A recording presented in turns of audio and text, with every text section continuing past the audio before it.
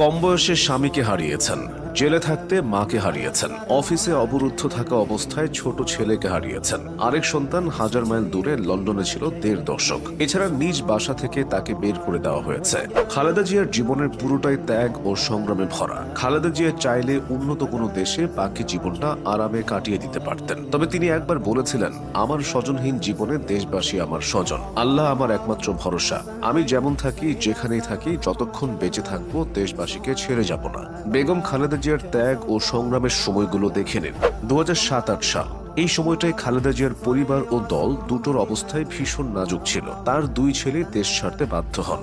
বড় ছেলে তারেক রহমান ছিলেন গুরুতর আহত, তিনি যান লন্ডনে। ছোট ছেলে আরাফাত রহমান কোকো ছিলেন অ্যাজমা রোগাক্রান্ত, তিনি যান থাইল্যান্ড ও পরে মালয়েশিয়ায়। এদিকে বিএনপি ছিল দীর্ঘদিন ক্ষমতার বাইরে। বিপর্যয় আরো ঘনিয়ে আসে ২০০৮ সালের ডিসেম্বরে আওয়ামী লীগ নির্বাচনে জিতলে।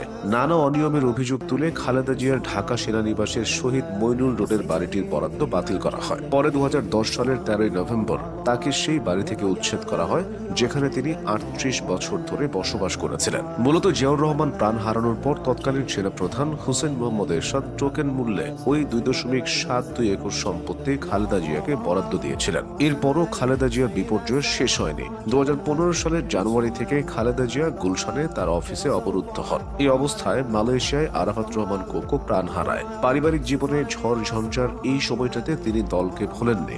খালেদা জিয়া একবার বিরল রেকর্ড করেছিলেন। মাত্র ১৪ দিনে তিনি প্রায় ১০,০০০ কিলোমিটার পথ অতিক্রম করেছিলেন। বিধ্বস্ত বিএনপিকে নতুনভাবে সংগঠিত করতে তিনি একের পর এক জেলা পাড়ি দিয়েছিলেন। শতাধিক জনসভা ও পথসভায় নির্বাচনী ভাষণ দিয়েছিলেন। এভাবে বাংলাদেশের নির্বাচনী অভিযানের ইতিহাসে খালেদা জিয়া রেকর্ড করেছিলেন।